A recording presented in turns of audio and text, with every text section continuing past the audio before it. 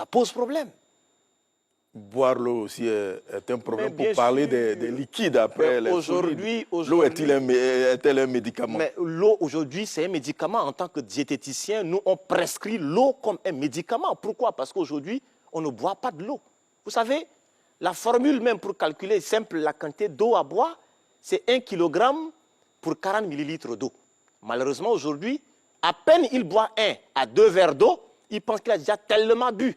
Mais lorsque le corps souffre d'une déshydratation, on fait souffrir les cellules. Le corps devient acidifiant et c'est difficile d'épurer le corps des déchets toxiques. Un exemple simple, le fait d'avoir un taux élevé de cholestérol. Ça, beaucoup de gens ne le savent pas. Quand je bois peu d'eau et que mon corps souffre de la déshydratation, le corps lui-même induit à la production du cholestérol afin de protéger les cellules de l'eau pour que les cellules ne puissent pas perdre encore davantage d'eau. Donc, si tu souffres de l'hypercholestérolémie et puis tu ne bois pas encore de l'eau, tu te fais doublement mal. Donc, l'eau aujourd'hui, véritablement, c'est un médicament. Et on doit boire de l'eau. Finalement, pour un homme, quelle est la quantité d'eau recommandée par jour? Alors, si tu pèses 60 kg, ben, tu dois boire autour de 2,4 litres d'eau. Si tu pèses 70 kg, ben, il te faut boire 2,8 litres d'eau. Si tu pèses 100 kg, il te faut boire autour de 4 litres d'eau. Mais le plus souvent, on prend à peine 1 litre d'eau et on vient maintenant compléter avec des infusions bien sucrées ou bien des sodas bien sucrés. Et ça crée un désordre. Comment ça se fait?